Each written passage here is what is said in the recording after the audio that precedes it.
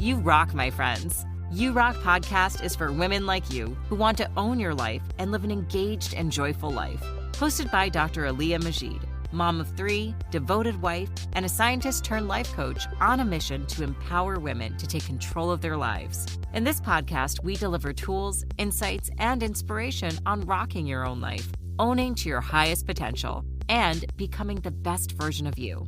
Now, here's your host, Dr. Aliyah Majid. For those of you who are new here, welcome. And don't forget to subscribe to this channel so you can get the latest update from me.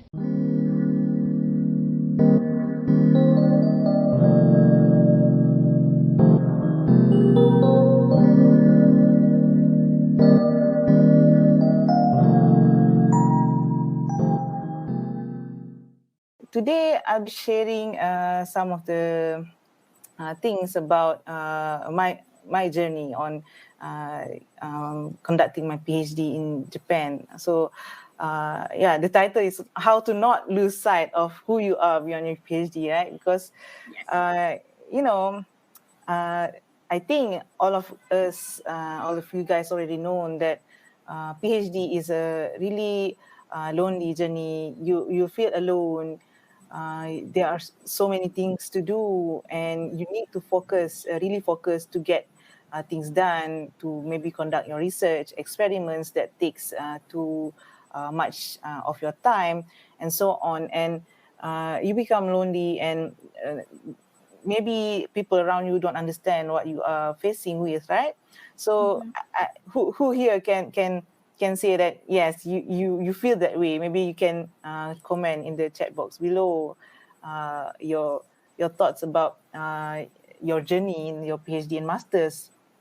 Maybe share some of your struggles or challenges with others too, because sometimes when we share our journey with others, we can see that other people are actually feeling the same with us, and we are in this together, and actually we are not alone.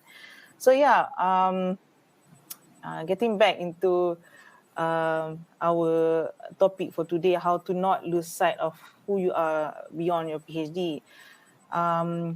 Okay, first let me give a brief introduction about my journey into my PhD, right? So the thing is that I have always been a person who really have that ambition of completing my PhD since I was younger lah kan, because when we see people completing their PhD, it's like the highest form of education. So it's somewhat like we idolize them. As an ambitious woman, we Yes. thought that that's the thing that I want, right?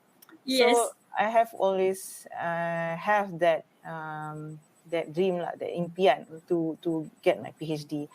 The thing is that after my master's study, instead of completing my PhD immediately after that, I decided to take a break because my responsibilities because my master was under scholarship from Malaysia, so I have to go back to Malaysia. My master's was in Japan, so I have to go back to Malaysia, and at that age, maybe my priority was having a marriage, being married, and have some kids. So building a family. So although during that time, most of people around me was saying that you better pursue your PhD fast lah kan, because you will lose your momentum. Okay, so itu benda yang biasa kita dengar kan, macam no, you have to do it while you are really macam have this motivation. Your prime time, when you have your energy right now, as ever kan. Yes. So that's the thing. Instead of following those kind of advices, although I know I want to have my PhD, I don't really directly go further my study during that time. So I thought that it's better for me to take a break because having family was my priority. So during that time, my priority is building a family. So after 5 years of working in a university, it was University Malaysia Sarawak. I was a lecturer there, so I decided to instead of pursuing my study, I decided to follow my husband because we end up during that time. My husband got what we call it opportunity lah to pursue his study because he is a lecturer also. So to pursue his study in Japan.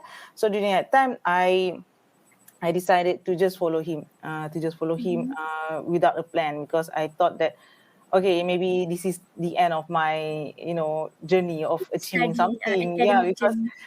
because when we started to hear from people that once you get married, once you get kids, you cannot pursue anything of your own. There's a common mentality that we have, especially as a woman. When we started to have kids, you just go with the flow, things like that. So that's the thing. I started to believe that it's true. So I just follow him and not planning to do anything. But the fact is that after just a few months, I was there, just following my husband. I found that I was in the most, depressive state. Depressing. Yeah, it's depressing state. Yeah, so I don't have anything to do on my own.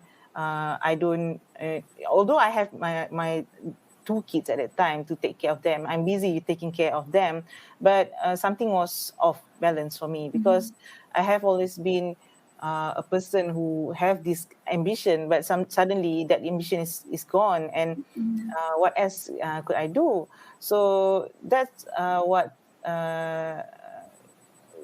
when I decided that maybe it's a time for me to start my PhD. Okay, so this story is quite long because I want to really share you guys about the journey of PhD. Each of us is different, and there's a struggles that we have to face, and everybody is different struggle that they will encounter. So my problem was that at the time I was in Japan at that time with my husband, and I tried to find scholarships for myself.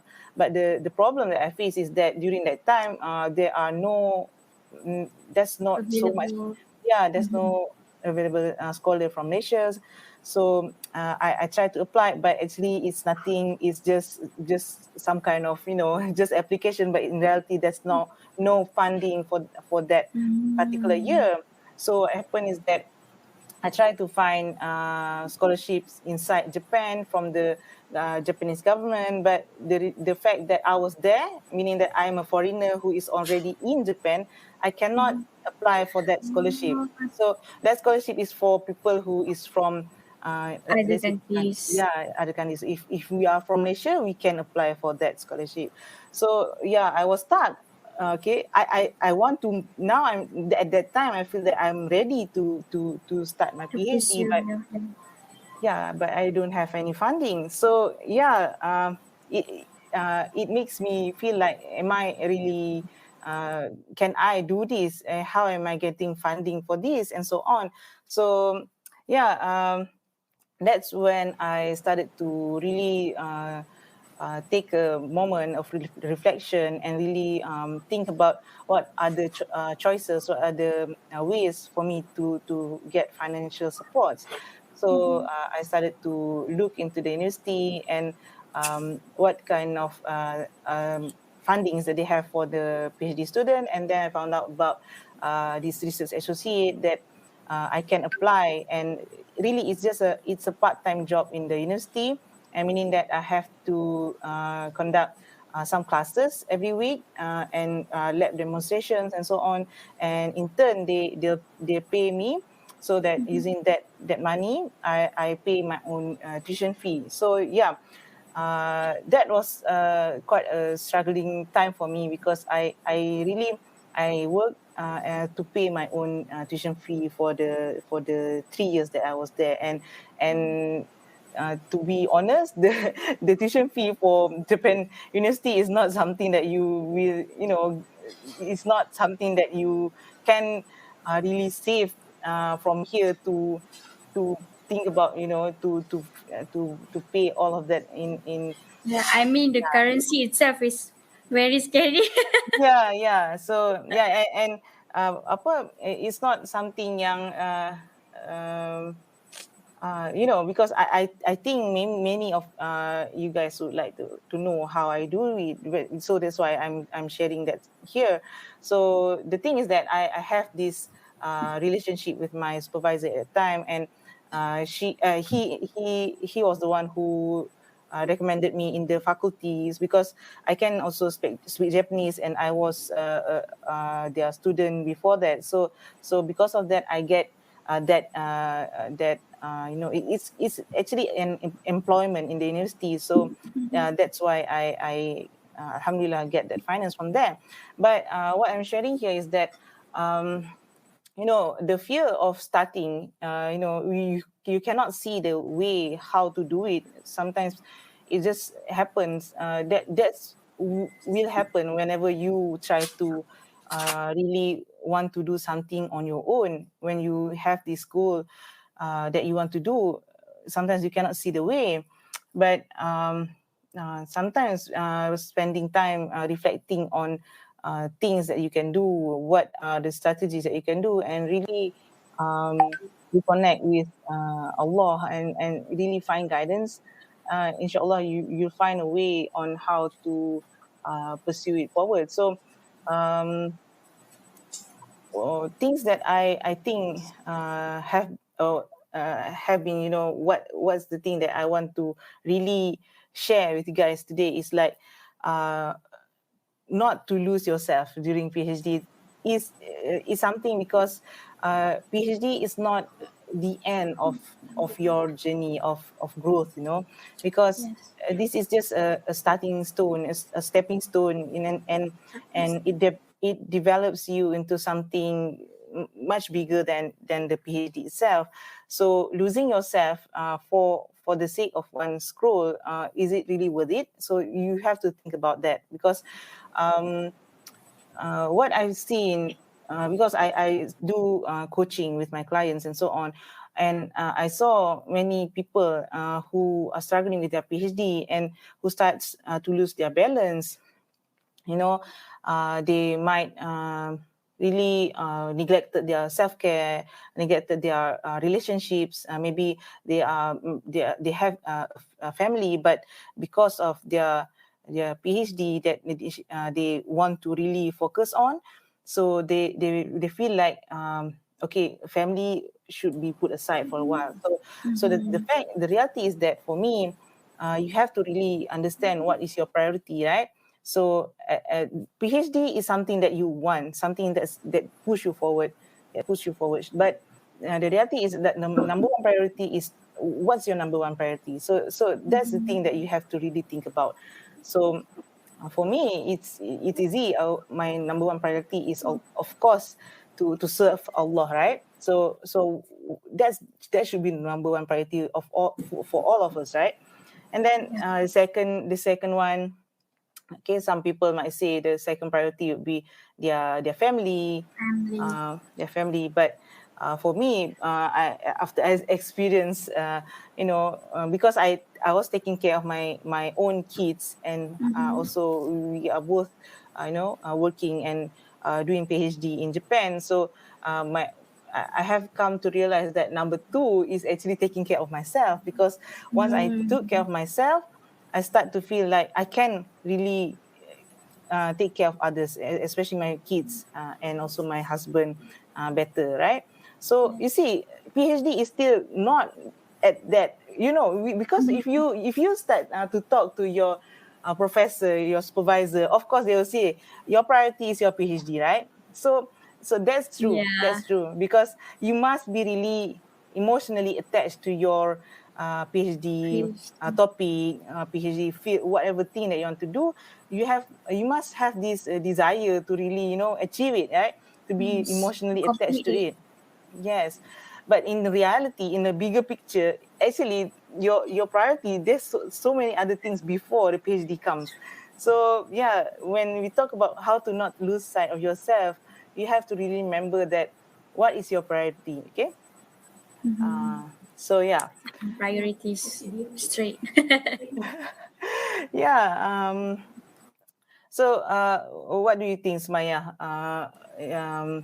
In terms of priority in pursuing study, do you think that PhD should be your number one priority? No, I don't think so. I think if I put PhD on top of the list, then I would probably be burned out faster. Yes, yes. Then I everything would just fall crumble. apart. Yeah. Yeah, yeah. I really agree with you because we often hear that PhD is a struggle. PhD takes time. PhD is your main focus, and all those things. And I agree with that. It's you need determination. You really need a focus to really accomplish that. But and the reality is that you should not lose your own self in order to get something that at the end of the day it's it's something that's it's a recognition for you yourself. But if you are by achieving that you are somehow losing yourself, so what's the point, right? Yes. Yeah, That's just so sad. mm, so that's so sad. So I hope this sharing gives you guys a bit of a relief. And because we often also hear that PhD is not a it's not a competition. It's everybody progress at their own pace, and that is all true because each of us have our different challenges. Maybe you are being challenged by a very challenging supervisor, or maybe you have kids who maybe are sick most of the time, so you cannot really focus on your PhD and so on. So those are the things that things that you have to reflect on upon. Why do these things happen to me? It's not actually why. That's not the question that you have to ask, but actually, what is these challenges teaches me, right? What are these challenges teaches me? What can I learn from this? So that's the question that you have to ask yourself. It's not why, kenapa saya je macam ni, kenapa. It's not like that, right? It's what can you learn from the challenges that you are given.